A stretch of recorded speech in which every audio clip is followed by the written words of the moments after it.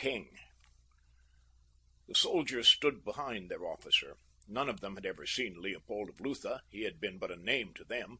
They cared nothing for him, but in the presence of death they were awed by the majesty of the king they had never known. The hands of Emma von der Tann were chafing the wrists of the man whose head rested in her lap. "Leopold," she whispered.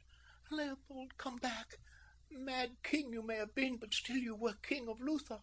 My father's king. My king." The girl nearly cried out in shocked amazement as she saw the eyes of the dead king open. But Emma von der Tann was quick-witted.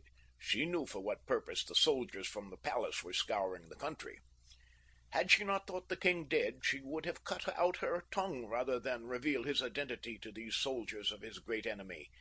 Now she saw that Leopold lived, and she must undo the harm she had innocently wrought.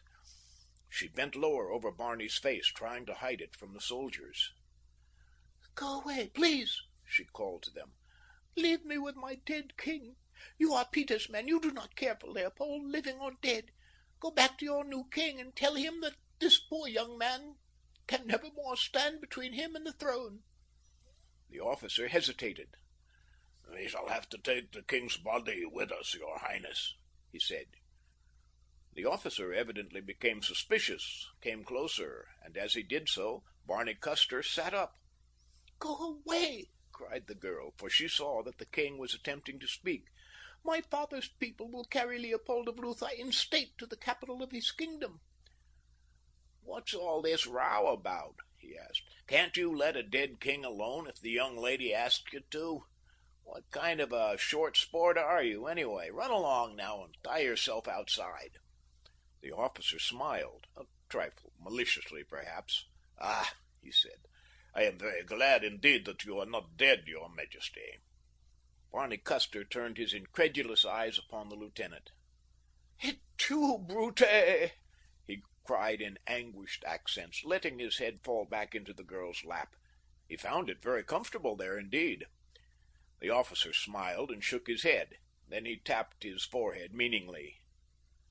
"I did not know," he said to the girl, "that he was so bad. But come, it is some distance to Blentz, and the afternoon is already well spent.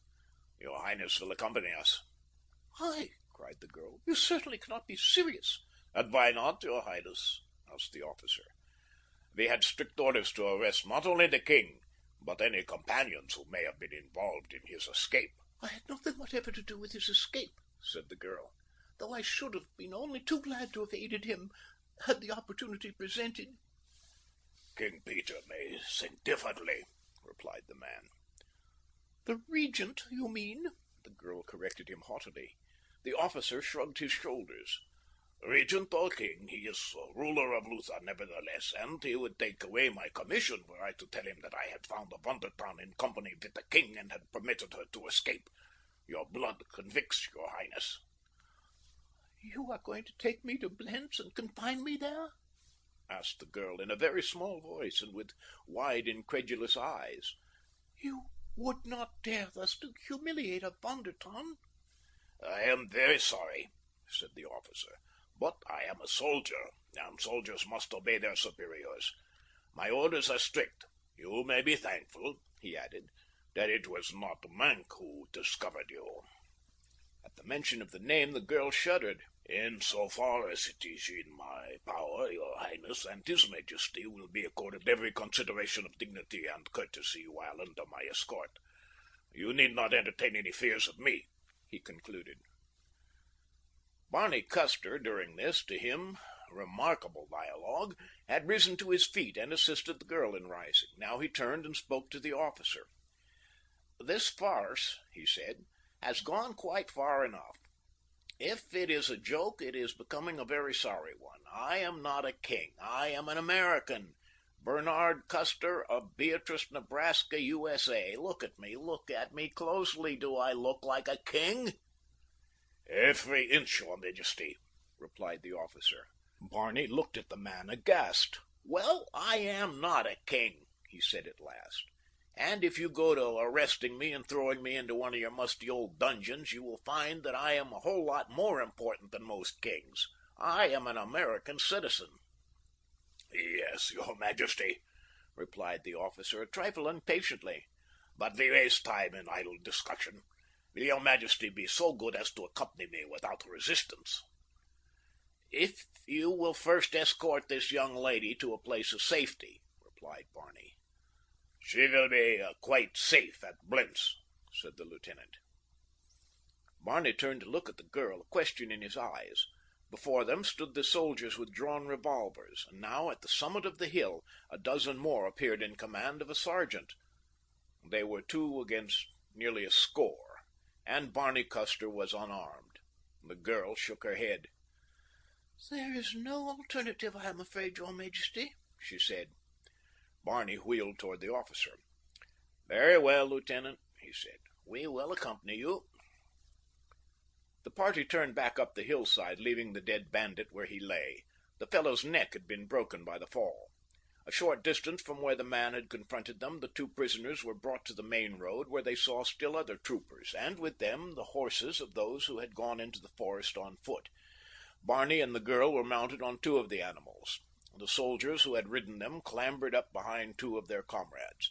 A moment later the troop set out along the road which leads to Blentz. The prisoners rode near the center of the column, surrounded by troopers. For a time they were both silent. Barney was wondering if he had accidentally tumbled into the private grounds of Lutha's largest madhouse, or if in reality these people mistook him for the young king. It seemed incredible. It had commenced slowly to dawn upon him that perhaps the girl was not crazy after all. Had not the officer addressed her as "Your Highness"? Now that he thought upon it, he recalled that she did have quite a haughty and regal way with her at times, especially so when she addressed the officer.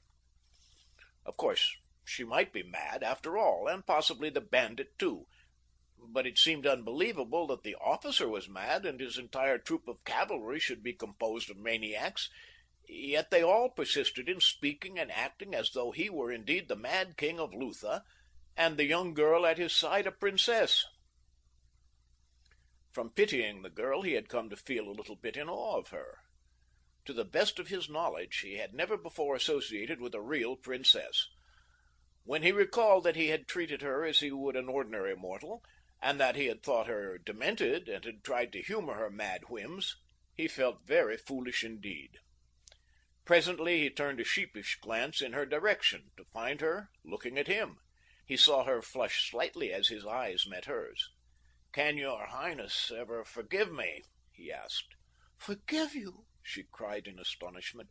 "For what, your Majesty?" "For thinking you insane and for getting you into this horrible predicament," he replied. "But especially for thinking you insane." "Did you think me mad?" she asked in wide-eyed astonishment.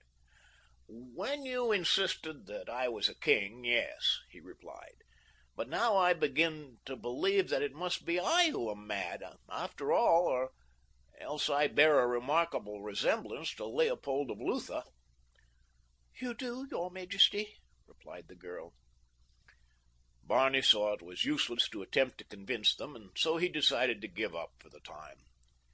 "Have me king if you will," he said, "but please do not call me your Majesty any more. It gets on my nerves." "Your will is law, Leopold," replied the girl, hesitating prettily before the familiar name. "But do not forget your part of the compact." He smiled at her. A princess wasn't half so terrible after all. "And your will shall be my law, Emma," he said. It was almost dark when they came to Blentz. The castle lay far up on the side of a steep hill above the town. It was an ancient pile, but had been maintained in an excellent state of repair. As Barney Custer looked up at the grim towers and mighty buttressed walls, his heart sank. It had taken the mad king 10 years to make his escape from that gloomy and forbidding pile. "Poor child," he murmured, thinking of the girl. Before the barbican, the party was halted by the guard. An officer with a lantern stepped out upon the lowered portcullis. The lieutenant who had captured them rode forward to greet him. "A detachment of the Royal Horse Guards escorting His Majesty the King, who is returning to Blentz," he said in reply to the officer's sharp challenge. "The king?" replied the officer. You have found him? And he advanced with raised lantern, searching for the monarch. At last, whispered Barney to the girl at his side, I shall be vindicated. This man, at least, who is stationed at Blentz, must know his king by sight. The officer came quite close, holding his lantern until the rays fell full in Barney's face. He scrutinized the young man for a moment. There was neither humility nor respect in his manner, so that the American was sure that the fellow had discovered the imposture. From the bottom of his heart he hoped so. Then the officer swung the lantern until its light shone upon the girl. And who's this wench with him? He asked the officer who had found them. The man was standing close beside Barney's horse, and the words were scarce out of his mouth when the American slipped from his saddle to the portcullis and struck the officer full in the face. She is the Princess von der Tann, you boor, said Barney, and let that help you remember it in future. The officer scrambled to his feet, white with rage. Whipping out his sword, he rushed at Barney. You shall die for that, you half-wit, he cried. Lieutenant Butzow, of the Royal Horse, rushed forward to prevent the assault, and Emma von der Tann sprang from her saddle and threw herself in front of Barney. Butzow grasped the other officer's arm. Are you mad, Schonau? He cried. Would you kill the king? The fellow tugged to escape the grasp of Butzow.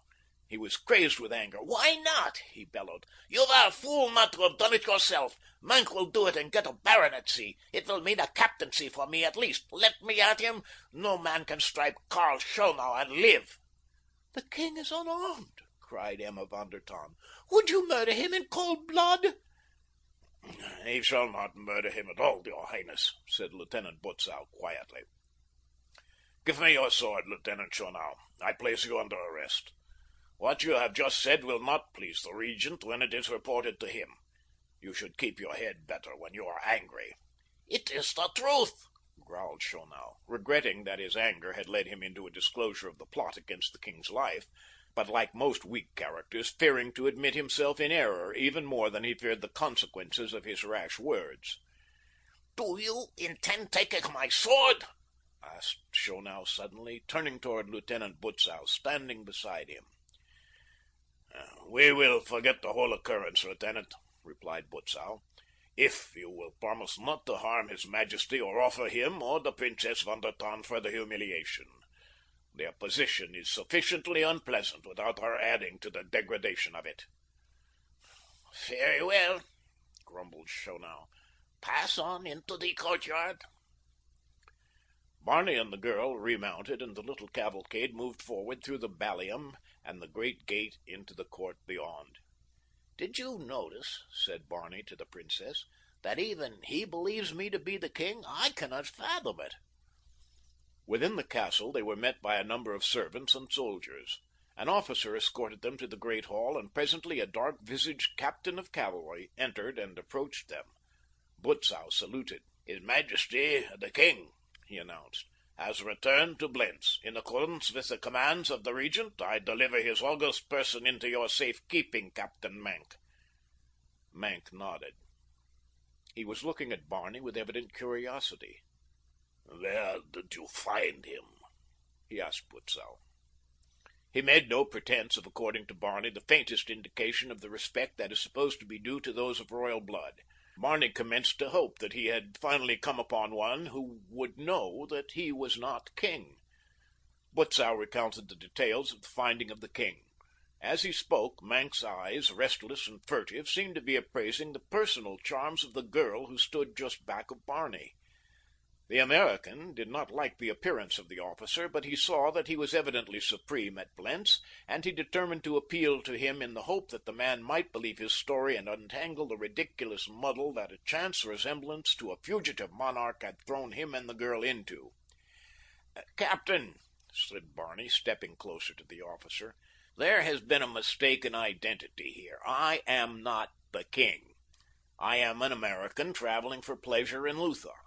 The fact that I have gray eyes and wear a full reddish-brown beard is my only offense. You are doubtless familiar with the king's appearance, and so you at least have already seen that I am not His Majesty. Not being the king, there is no cause to detain me longer. And as I am not a fugitive and never have been, this young lady has been guilty of no misdemeanor or crime in being in my company. Therefore, she too should be released.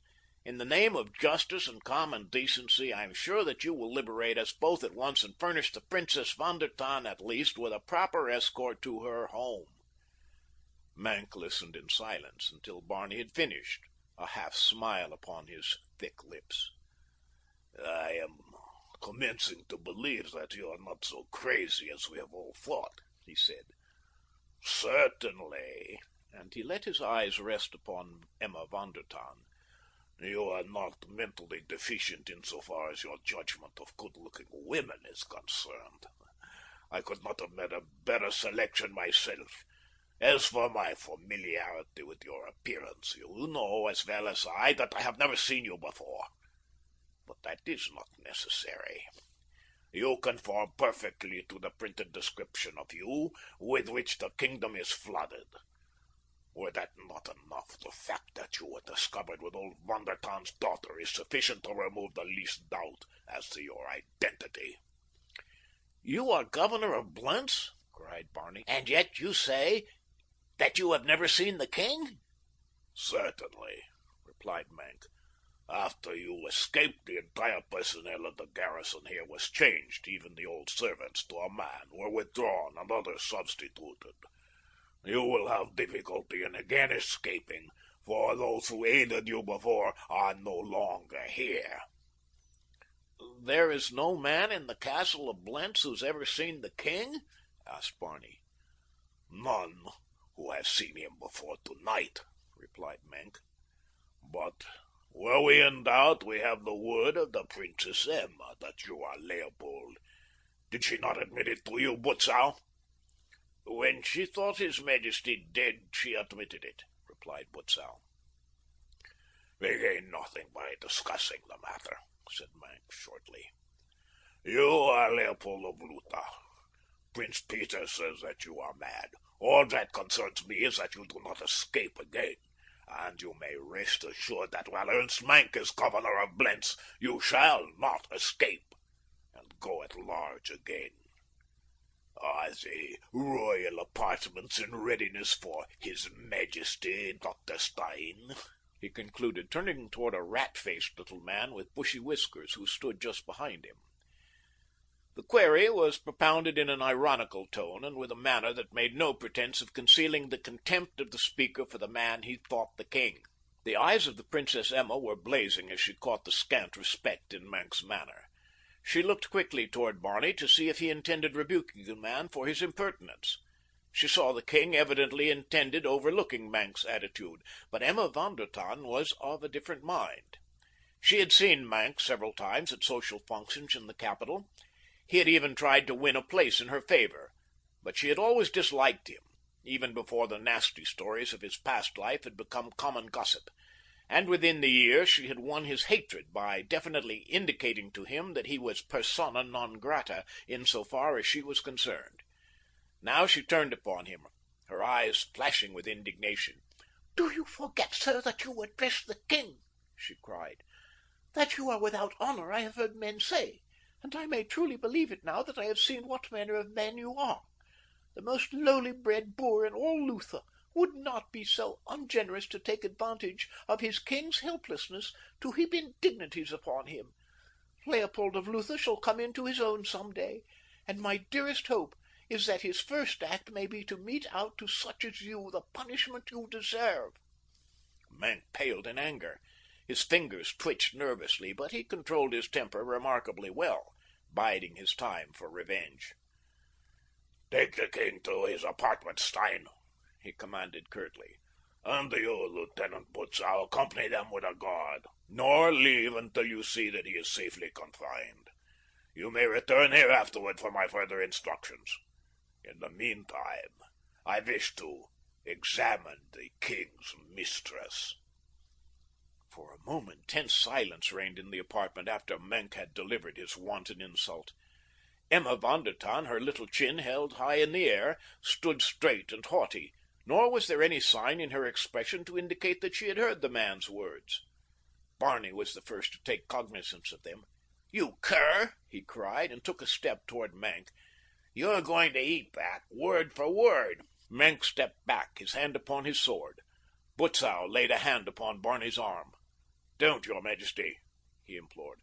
"It will but make your position more unpleasant, nor will it add to the safety of the Princess von der Tann for you to strike him now."